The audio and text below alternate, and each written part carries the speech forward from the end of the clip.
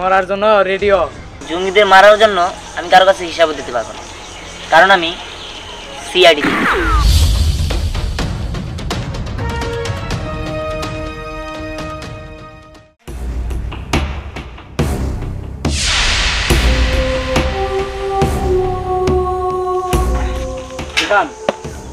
আমি জানতাম তুমি আসবে, তোমাকে পেয়ে আমি অনেক খুশি হয়েছি। তোমাকে আমার অনেক প্রয়োজন। স্যার আপনার প্রয়োজন, আপনি খুশি হয়েছেন, কিন্তু স্যার আমি খুশি হইতে পারিনি। ধ্যান, আমি জানি ডিপার্টমেন্ট তোমার প্রতি অন্যায় করেছে, অবিচার করেছে, এই জন্য ডিপার্টমেন্টের প্রতি তোমার রাগ অভিমান। কিন্তু ধ্যান, তোমাকে আমার প্রয়োজন। এই মুহূর্তে তুমি আমার সাথে থাকবা, আমাকে হেল্প করবা।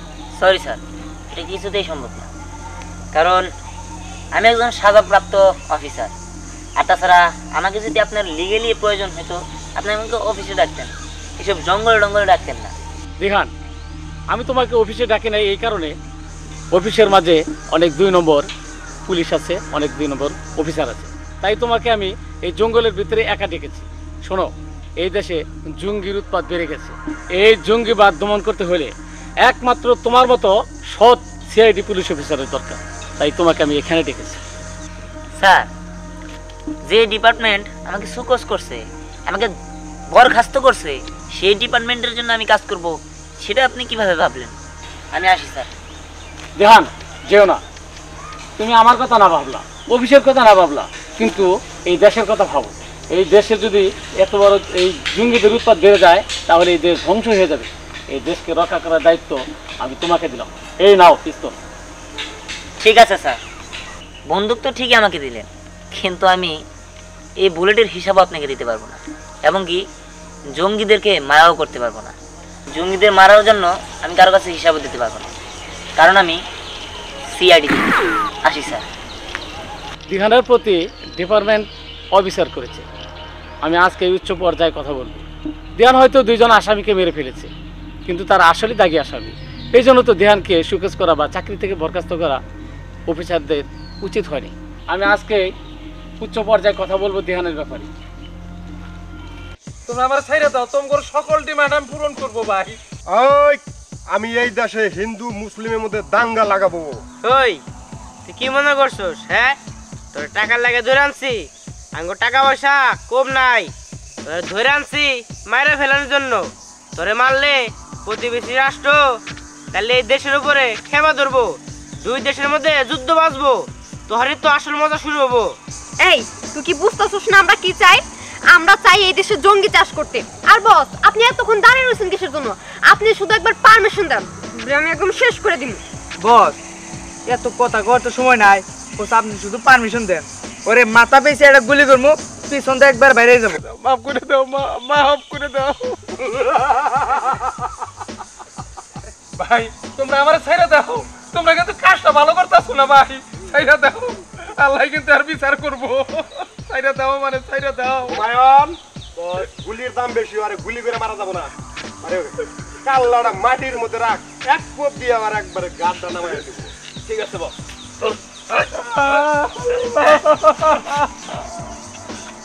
ওই,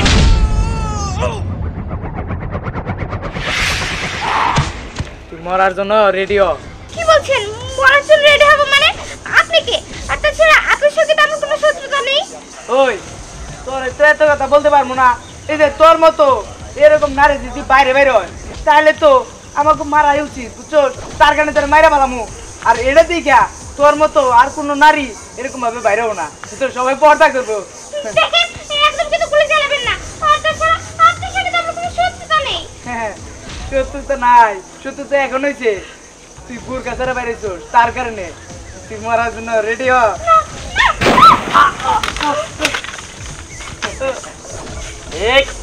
একদম নবী না, নবী না। কি রে, তোদেরকে তো আমি করতেছি, তোদের আসল জ্ঞান কই বল। ঠিক আছে, এই বেটা, তোরা এইবার আমার হাতে ধরা খেয়ে গেছো। আমি কি জানো সিআইডি এইবার ভালো করে রাখো তোদের বসকে। আমার সাথে কেউ নাই আমার সাথে। হ্যাঁ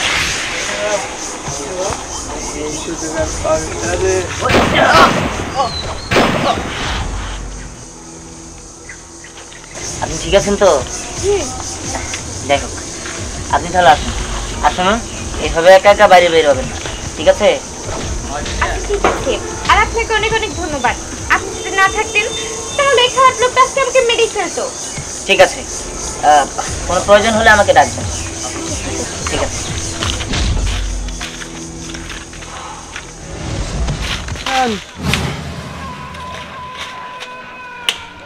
বস আপনার কি হয়েছে? আমার কি হয়েছে তোরা বুঝতেছত না? হই তোরা বুঝতেছত না? হুমায়ুনের পুলিশে মাইরে হালাইছে। পুলিশের চোখে আমরাও এখন টার্গেটে আছি। যে কোনো মুহূর্তে আমরা পুলিশের চোখে টার্গেট হব। বস তাহলে এখন কি করবেন?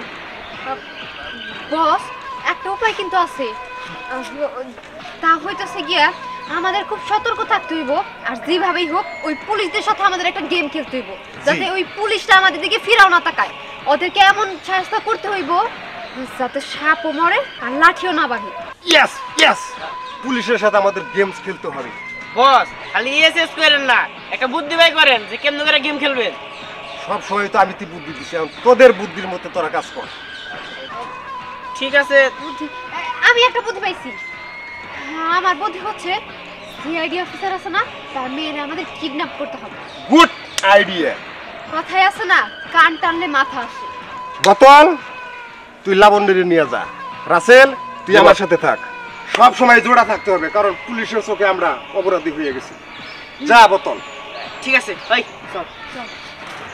রাসেল এইবার হবে টাসে টাসে খেলা।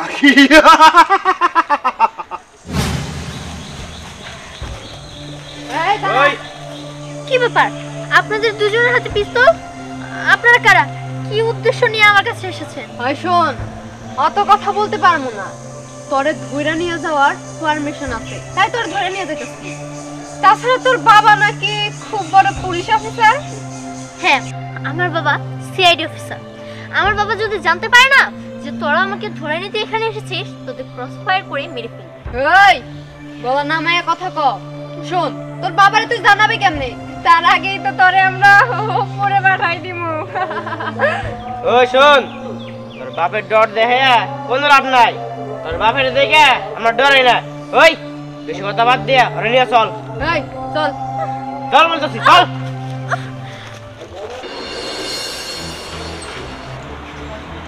কি ব্যাপার, তুমি এইভাবে পাইচারি করতেছো যে? আমার মেয়েটা সেই সকাল থেকে উধাও, তার কোনো খোঁজ খবর পাইতেছি না। তোমার দেখি এই ব্যাপারে কোনো ইয়েই নাই। হ্যাঁ, তুমি কেমন অফিসার হইছো? হ্যাঁ, এত বড় অফিসার হয়েও আজ এই ভাঙা করে থাকতে হয়। আর তো অন্যান্য অফিসার আছে, তাদের ছেলে মেয়েরা কি অবস্থায় আছে, আর আমার মেয়েটার অবস্থা আছে কোথায়? যদি আমার মেয়ের জীবনটা নষ্ট হয়ে যায় তাহলে কি হইব কও? আর তুমি এত চিন্তা করছো কেন? তোমার মেয়ে আমার মেয়ে না, তোমার কষ্ট লাগে আমার কষ্ট লাগে না।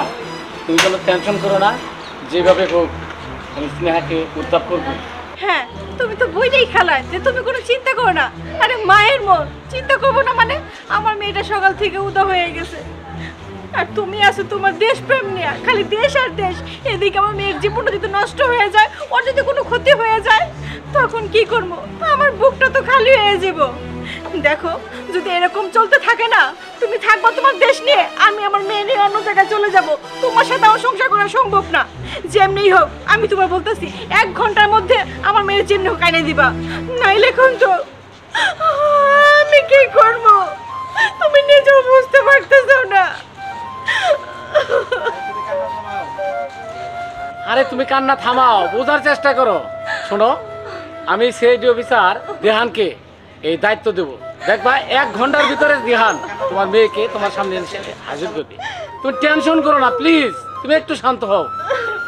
হইছে, এবার কথা বন্ধ করো। এবার তুমি তাড়াতাড়ি দেহানের কাছে যাও, আমার মেয়েটার উদ্ধার করো। যে পর্যন্ত আমার মেয়ের উদ্ধার না করবা, সে পর্যন্ত তুমি এই বাড়িতে আসবে না। আচ্ছা ঠিক আছে, ঠিক আছে, তুমি শান্ত হও। আমি এক্ষুনি যাচ্ছি, দিহানকে সমস্ত দায়িত্ব দেবো। আচ্ছা ঠিক আছে, থাকো তুমি, আমি যাই।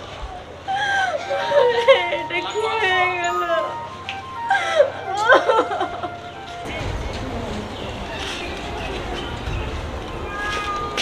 স্যার আসসালামু আলাইকুম। ওয়ালাইকুম আসসালাম। স্যার আমি বুঝলাম না, আপনি তো চিন্তিত দেখাইতেছে, আরে তো আর্জেন্টলি আমার খবর দিলেন, কি হয়েছে স্যার? দিহান, আমি পুলিশ অফিসার হিসাবে তোমাকে আমি ডাকি নাই, আমি সিআইডি অফিসার হিসাবে তোমাকে আমি এখানে ডাকি নাই, আমি ডাকছি একজন বাবা হিসাবে। তুমি হয়তো ওদের কয়েকজনকে মার্ডার করেছো, সেই রাগান্বিত হয়ে ওরা আমার মেয়েকে কিডন্যাপ করেছে।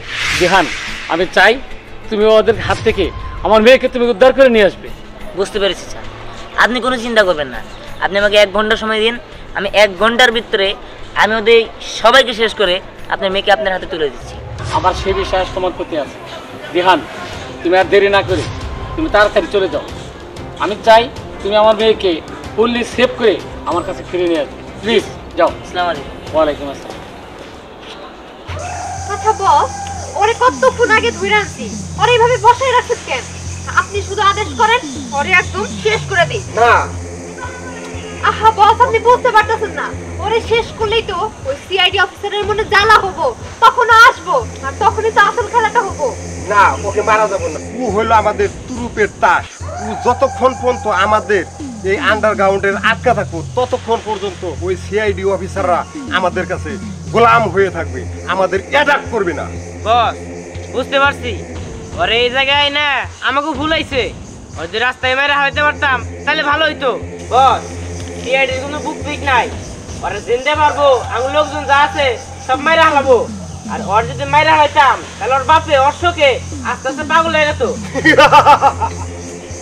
আচ্ছা বুঝছি, তোদের ধরে মেয়েরও আমি অশান্তি হয়েছে। যা বেরো বেরো, হ্যাঁ বেরো বেরো। এই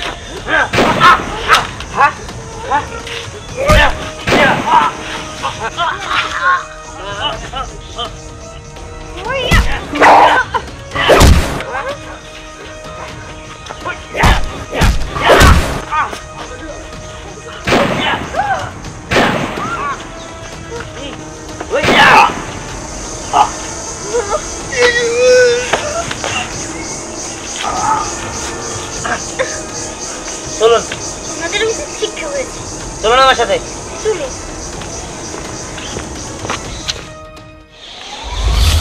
তাড়াতাড়ি চলুন, আপনার বাবা মা আপনার জন্য অপেক্ষা করছে, আর অনেক চিন্তিত। আপনাকে অনেক ধন্যবাদ, আপনি যেভাবে আপনার লাইফের রিস্ক নিয়ে আমাকে বাঁচালেন, এতে আমি খুব খুশি হয়েছি। বুঝতে পেরেছি, এটা আমার দায়িত্ব। আর তাছাড়া আমি আপনাকে উদ্ধার করেছি আপনার বাবার মুখের দিকে তাকিয়ে, তাছাড়া আমার কোনো প্রয়োজনই ছিল না, কারণ আপনার বাবা আমার বস, তিনি একজন সৎ পুলিশ অফিসার, আমি তাকে অনেক পছন্দ করি, উনি বলেছে দেখেই আমি আপনাকে উদ্ধার করেছি। আপনি জানেন, আপনাকে আমার সামনাসামনি দেখার খুব ইচ্ছা ছিল, আমি আপনার সাথে অনেকবার যোগাযোগ করতে চেয়েছি কিন্তু যোগাযোগ করতে পারিনি। আমি টিভিতে অল টাইম আপনার নিউজ দেখেছি, পত্রিকায় আপনার নিউজ পড়েছি, আসলে আমি আমার বাবার মুখেও আপনার অনেক প্রশংসা শুনেছি, আর সেই থেকেই আমি আপনার অনেক বড় একটা ফ্যান। বুঝতে পেরেছি আপনি আমার অনেক বড় ফ্যান, তবে আমি সবসময় বুলেট খরচ করি, কখনো সেই বুলেটের হিসাব দিই।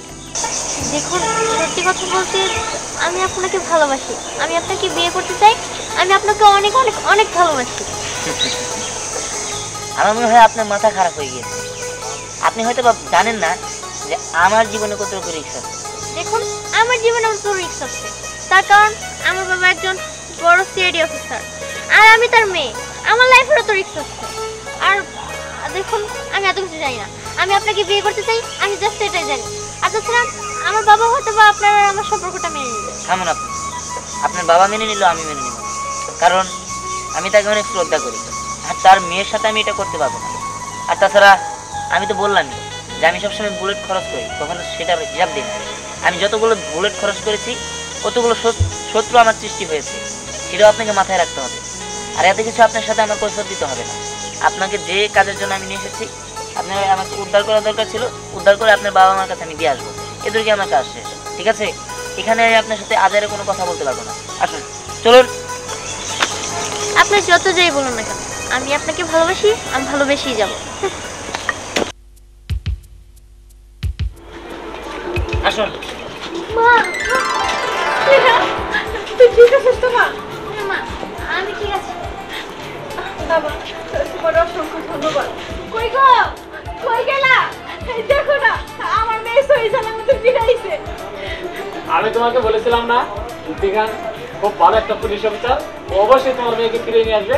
এবার প্রমাণ পেলে তো? দিঘান, জি স্যার। ডিপার্টমেন্ট তোমার প্রতি যোগ্য প্রকাশ করেছে এবং তোমার চাকরি বহাল রেখেছে। তুমি আগামীকাল চাকরিতে জয়েন করবে। Thank you sir. আরে শুধু আর চাকরি ফিরে দিলে হবে, আর এবার একটা বিয়ের সাথে দিতে হবে না? হ্যাঁ হ্যাঁ, আমি দেখে শুনে যে কোনো একটা মেয়েকে ওর সাথে দিয়ে দেব। আরে দেখে শুনে মানে এসব কি বলতেছো? নিজের ঘরে মেয়ে থুয়ে তুমি আবার বাইরে মেয়ে দেখতে যাবে নাকি? আরে মা, তোর যদি কোনো আপত্তি না থাকে আমি ধ্যানের সাথে তোর বিয়ে দিতে চাই। মা আমার কোনো আপত্তি নেই, তার কারণ আমি ওনাকে আগের থেকেই পছন্দ করি। শুধু তোমাদের মতামত থাকলে তো চলবে না, ধ্যানের তো মতামতের দরকার আছে নাকি বলো? বাবা দিহান, আমার মেয়েটারে তোমার হাতে সারা জীবনের জন্য তুলে দিতে চাই। তোমার কোনো আপত্তি নাই তো? না না, আমার কোনো আপত্তি নেই। যেহেতু আপনারা আমার গার্জিয়ান, আপনারা যেটা ভালো মনে করবেন সেটাতে আমি রাজি। তাহলে তো হয়েই গেল, ওর কোনো আপত্তি নাই। তাড়াতাড়ি তোমার মেয়ের বিয়ের ব্যবস্থা করো। আচ্ছা ঠিক আছে ঠিক আছে, তোমরা রিল্যাক্সে থাকো, আমি যত তাড়াতাড়ি পারি ওদের বিয়ের আয়োজন করবো। ঠিক আছে? ঠিক আছে।